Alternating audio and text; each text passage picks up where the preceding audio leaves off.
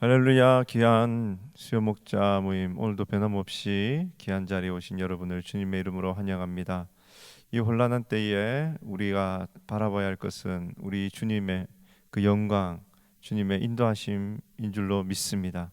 이 시간 우리의 마음을 다하여 찬양할 때 내 눈을 들어 주님의 영광을 바라보며 그 사명을 위해 나아가겠습니다. 이 고백으로 하나님께 영광 올려드리며 나아가겠습니다.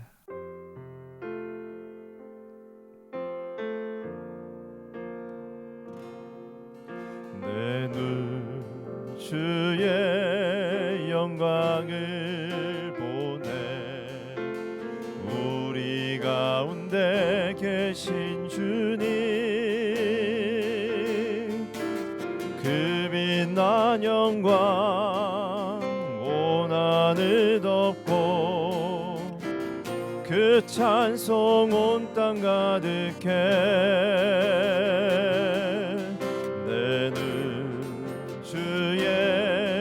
영광을 보내. 찬송 가운데 서신 주님, 주님의 얼굴을 온 세상 향하네. 권능의 팔을 드셨네. 주의 영광 이곳에 가득해. 우린 선의 주님과 함께 찬양하며 우리는 전진하리. 모든 열방 주 볼 때까지.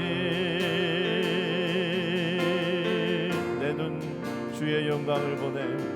내 눈 주의 영광을 보내. 우리 가운데 계신 주님, 그 빛난 영광 온 하늘 덮고 그 찬송 온 땅 가득해. 내 눈 주의 영광을 보내. 찬송 가운데 서신 주님, 주님의 얼굴을 온 세상 향하네. 권능의 팔을 드셨네. 주의 영광 이곳에 가득해. 우린 선의 주님과 함께 찬양하며 우리는 전진하리. 모든 열방 주 볼 때까지. 주의 영광, 주의 영광 이곳에 가득해. 우린 선의 주님과 함께 찬양하며 우리는 전진하리. 모든 열방 주 볼 때까지.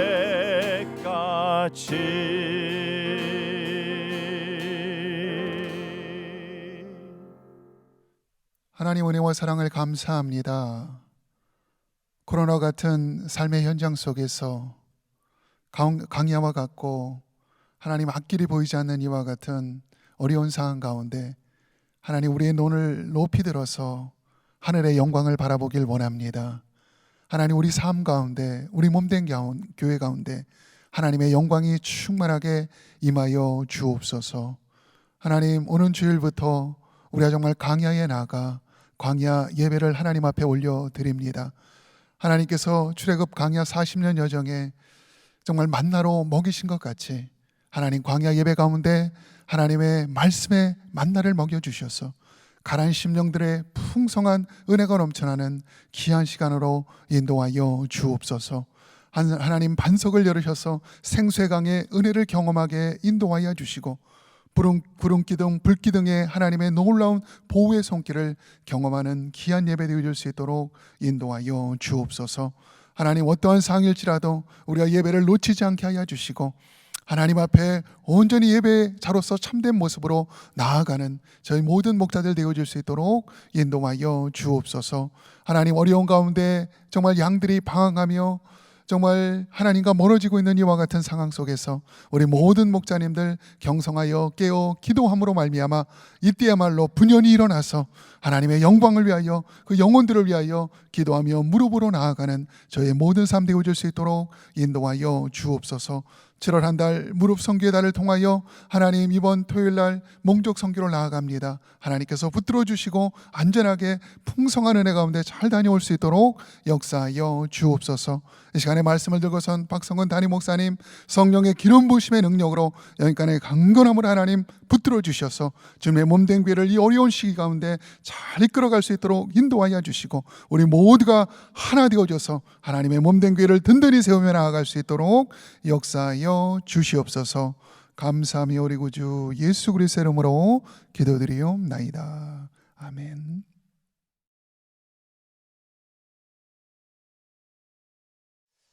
할렐루야. 우리 목자님들 지난 한 주간도 잘 지내신 줄 믿습니다. 아신 대로 다시 우리가 샷다운이 시작되면서 주일 예배도 본당에서 모이는 것이 어려울 것 같습니다. 그래서 이미 광고 드렸습니다마는 오는 주일부터 우리 교회 바깥에 있는 광장에서 예배 드리기로 했습니다. 야외 예배죠. 그럴지라도 예배는 동일한 예배니까 많은 분들 고민해 주셔서 나와서 예배 드릴 수 있도록 도와주시고, 또 이런 때이기 때문에 우리 양무리 모임이 굉장히 중요합니다. 우리 목사님들 한 분 한 분이 양무리들 잘 챙겨주시고 또 기도해 주시기를 바랍니다. 오늘은 고린도후서 6장 14절에서 7장 1절까지 있는 말씀 함께 보겠습니다. 제가 봉독해 드립니다. 너희는 믿지 않는 자와 멍에를 함께 매지 말라. 의와 불법이 어찌 함께하며 빛과 어둠이 어찌 사귀며 그리스도와 벨리알이 어찌 조화되며 믿는 자와 믿지 않는 자가 어찌 상관하며 하나님의 성전과 우상이 어찌 일치가 되리요. 우리는 살아계신 하나님의 성전이라.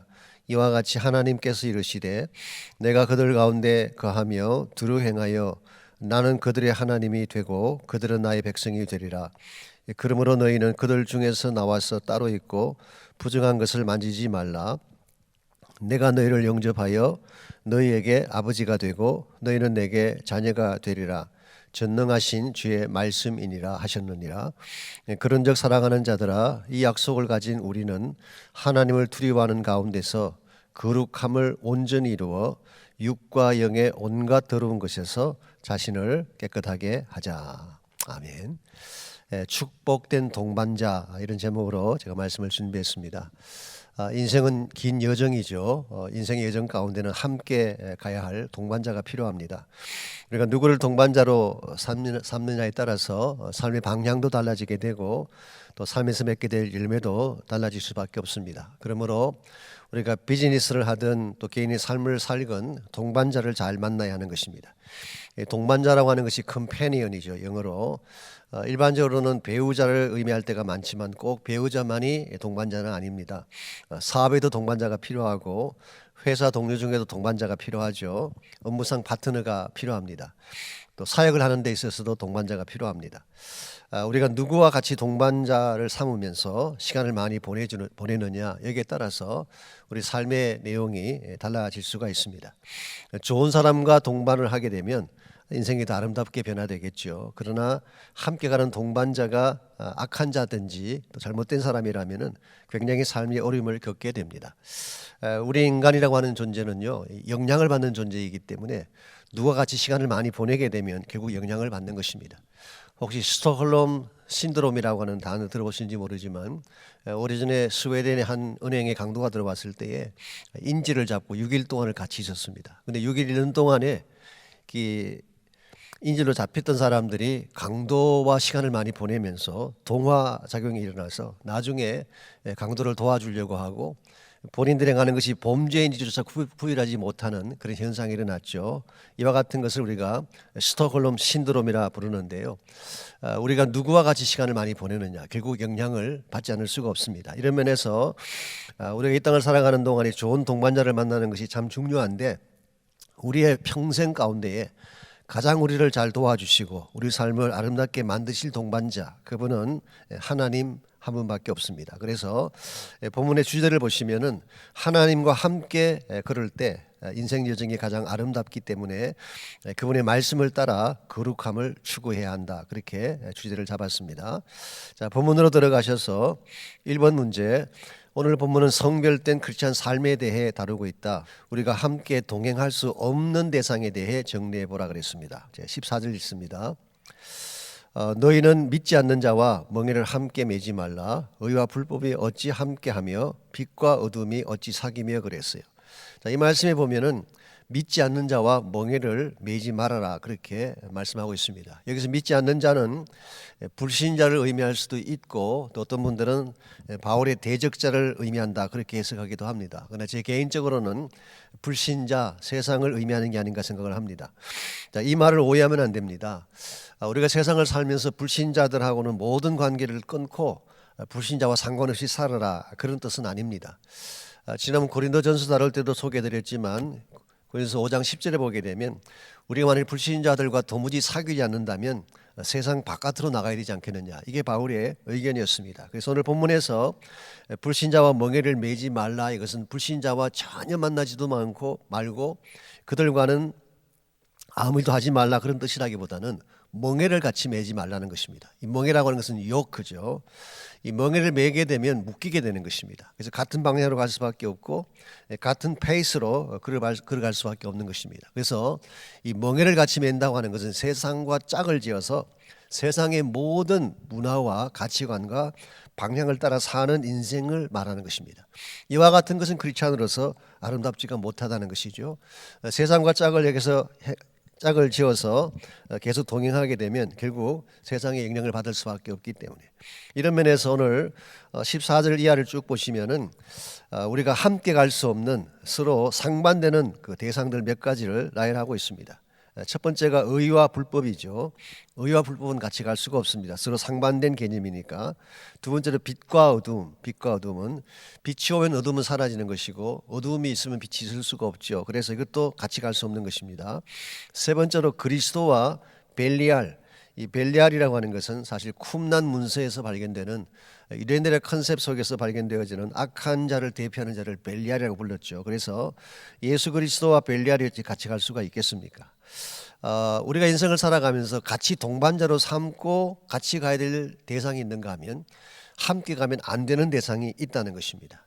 특별히 우리가 세상을 사랑하고 세상에 동화되어 살아가는 것은 하나님과 같이 갈 수 없는 큰 장애물이 되는 것입니다. 그래서 요한일서 2장 15절에 보면은 이 세상이나 세상의 것을 사랑하지 말아라.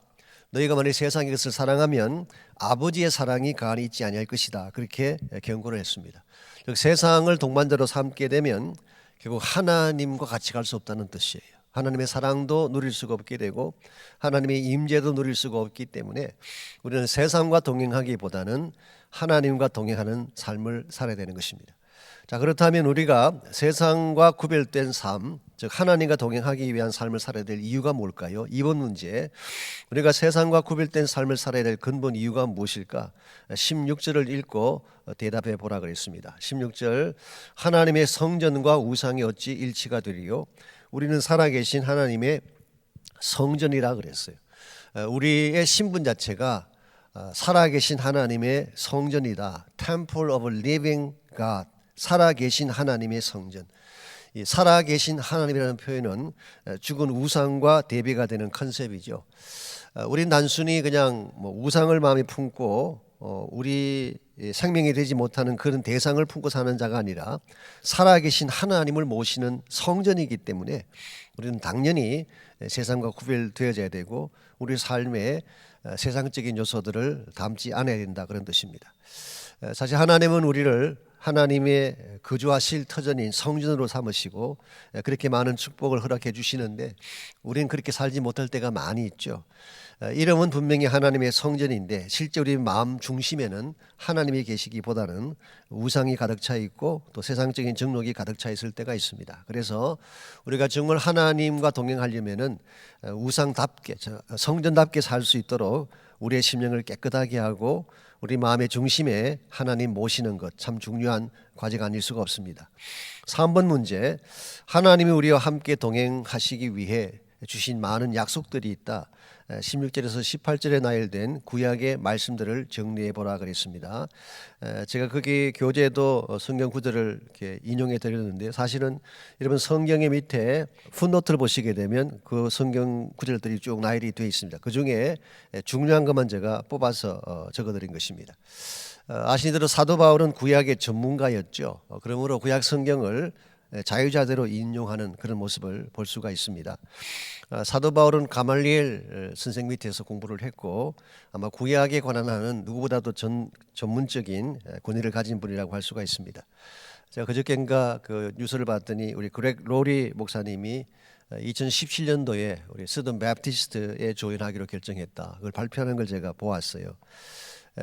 그분이 그 발표를 하면서 자기를 키웠던 두 선생이 있는데 첫 번째 선생님을 척 스미스 목사님, 그분이 갈보리 채플에서 성장하지 않았습니까? 두 번째로 거명한 분이 빌리 그레이엄 목사님. 그래서 척 스미스를 통해서는 How to teach the Bible, 성경 가르치는 것을 배웠고 빌리 그레이엄을 통해서는 How to preach the gospel, 복음 전가하는 것을 배웠다. 사실 선생 중에서 베스트 선생들을 모신 케이스죠.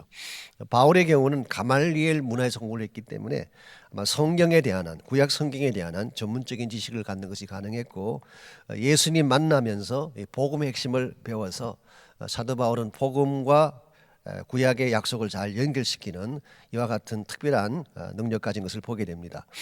그 중에 몇 가지만 소개해드리면 레위기 26장 12절 말씀, 여러분께서 한번 찾아보시면 좋을지도 모르겠습니다. 이 말씀은 굉장히 귀한 말씀인데요. 레위기 26장 12절,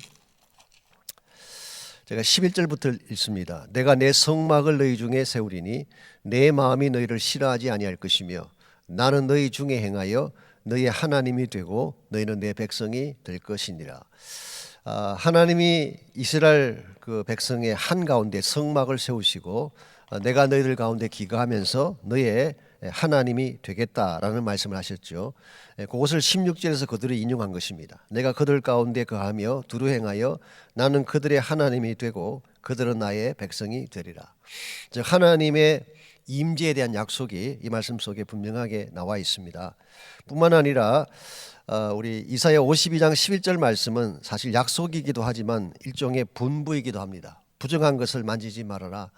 특별히 성물을 취급하는 자들이 부정한 것에서 손 뗄 것을 말씀하고 있어요. 즉 하나님의 성결을 지킬 것을 권고한 것입니다. 호세아 1장 10절 말씀 혹은 이사야 43장 6절에 보게 되면 하나님이 이스라엘 민족을 회복할 약속을 적고 있는데요. 이 말씀도 굉장히 귀합니다. 제가 호세아 1장 10절을 읽어드립니다. 그러나 이스라엘 자손의 수가 바닷가의 모래같이 되어서 헤아릴 수도 없고 셀 수도 없을 것이며 전에 그들에게 이르기를 너희는 내 백성이 아니라 한 그곳에서 그들에게 이르기를 너희는 살아계신 하나님의 아들들이라 할 것이라. 하나님이 이스라엘 민족에 대해서 진노를 하시고 너희가 내 백성이 아니라 그렇게 선포를 하셨는데 바로 내가 너희들에게 그 선포를 한 그곳에서 하나님의 아들됨을 선포하겠다고 말씀하고 있어요. 그래서 흩어진 모든 이스라엘 백성들을 다시 모아주시고 그 백성들이 다시 회복될 것을 그렇게 설명을 하고 있습니다. 이사야 43장 6절에 보게 되면 아마 이와 같은 회복에 대해서 조금 더 확장적인 아이디어를 주신 게 아닌가 생각합니다. 43장 6절 내가 북쪽에서 이르기를 내놓으라 남쪽에게 이르기를 거두어 두지 말라 내 아들들을 먼 곳에서 이끌며 내 딸들을 땅 끝에서 오게 하리라. 이 땅 끝에서 오게 하리라 이 말씀이 나오고 있습니다. 이것은 이스라엘 민족을 회복한다는 의미를 포함해서 땅 끝에서부터 온 족속이 하나님께로 나올 하나님 나라에 대한 회복을 약속하고 있다고 볼 수가 있습니다.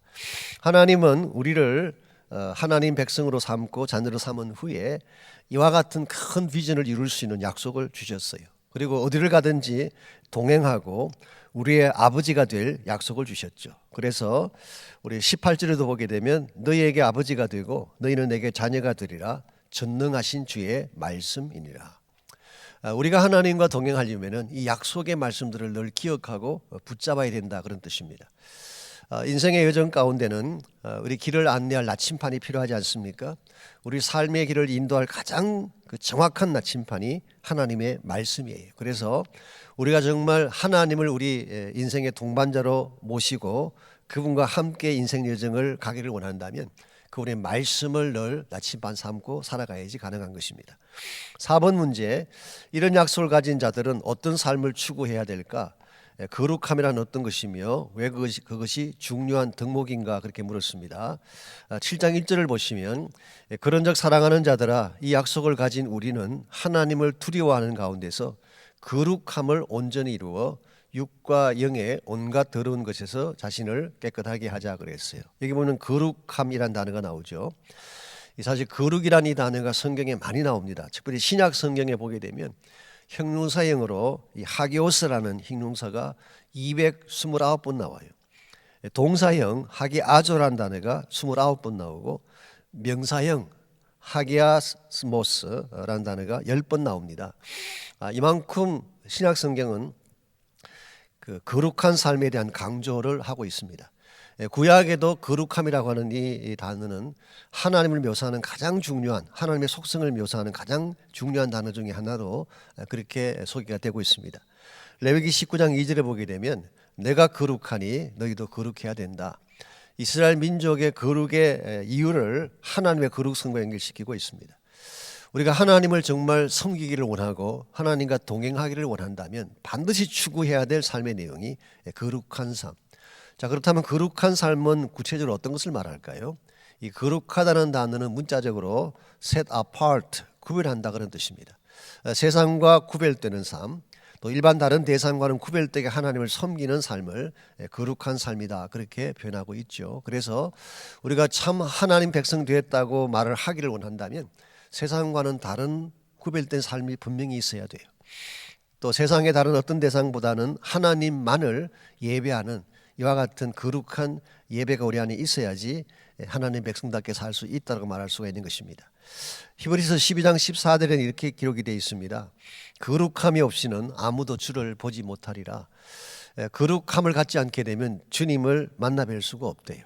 사실 하나님은 항상 우리 곁에 와 계시지만 우리 심령이 거룩하지 아니하면 주의 임재를 누릴 수가 없는 것입니다. 그래서 우리 그리스도인이 추구해야 될 덕목 가운데 가장 중요한 덕목 중에 하나가 holiness, 이 거룩함의 삶을 사는 것입니다.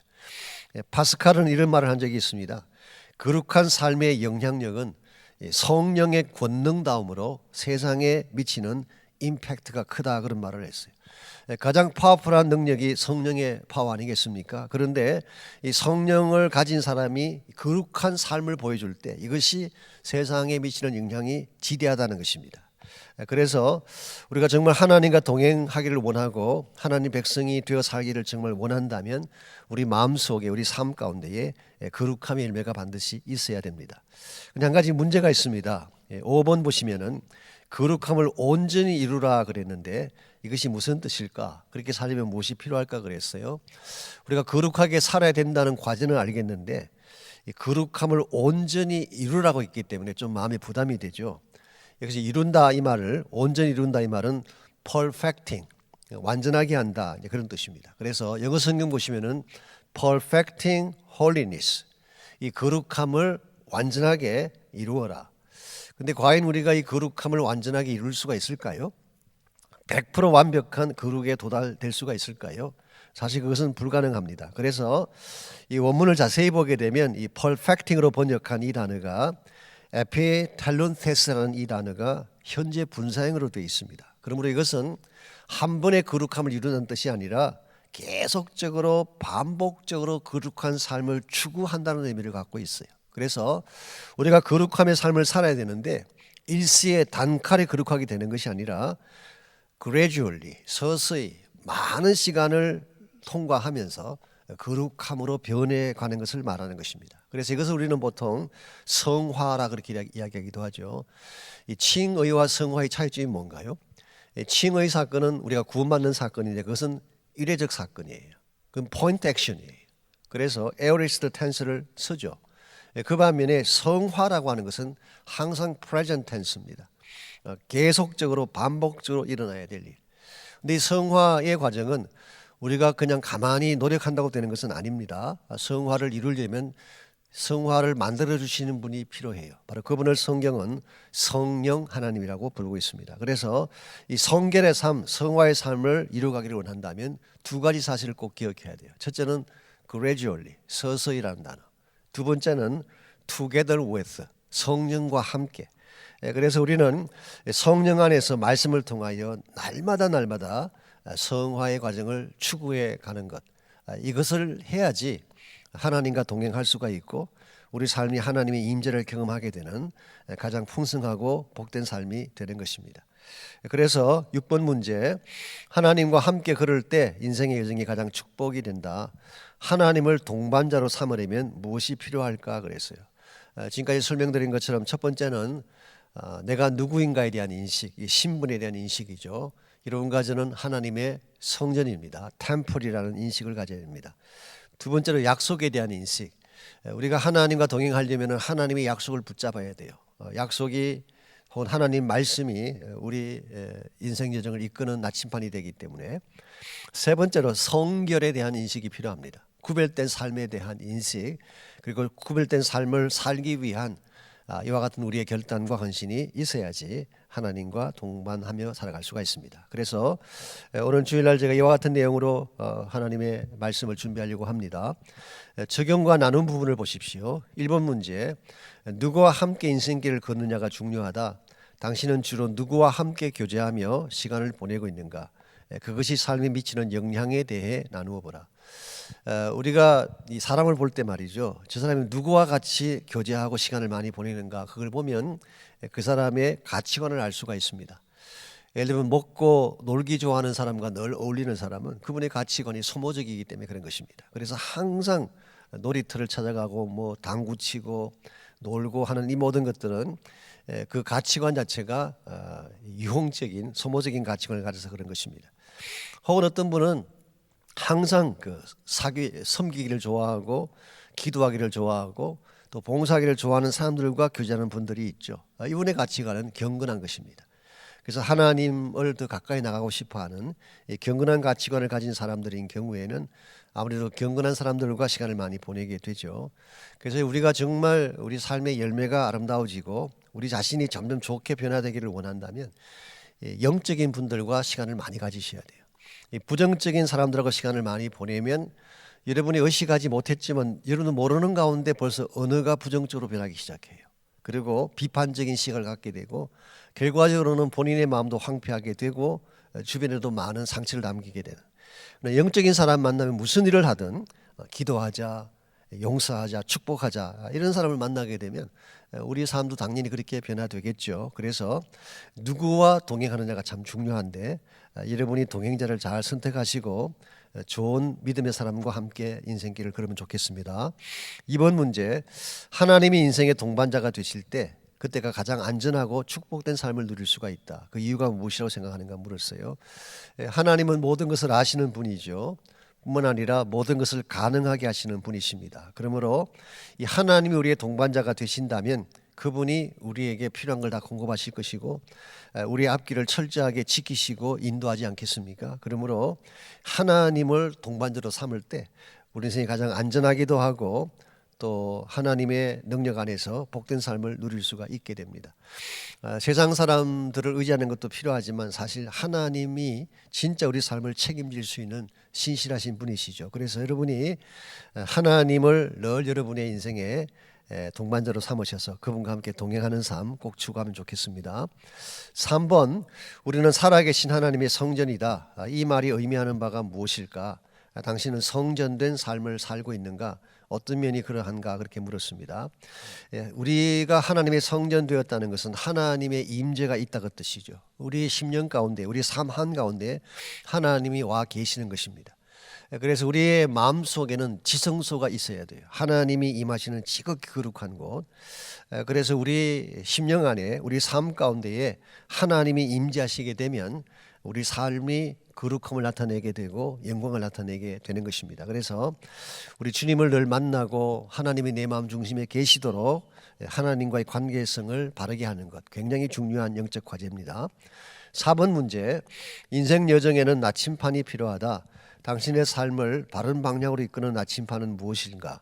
그것을 날마다 활용하고 있는지 나누어 보라. 말씀드린 것처럼 하나님 말씀이 우리 인생길을 안내하는 나침판인데요. 날마다 이것을 활용을 하시는지, 그게 질문입니다.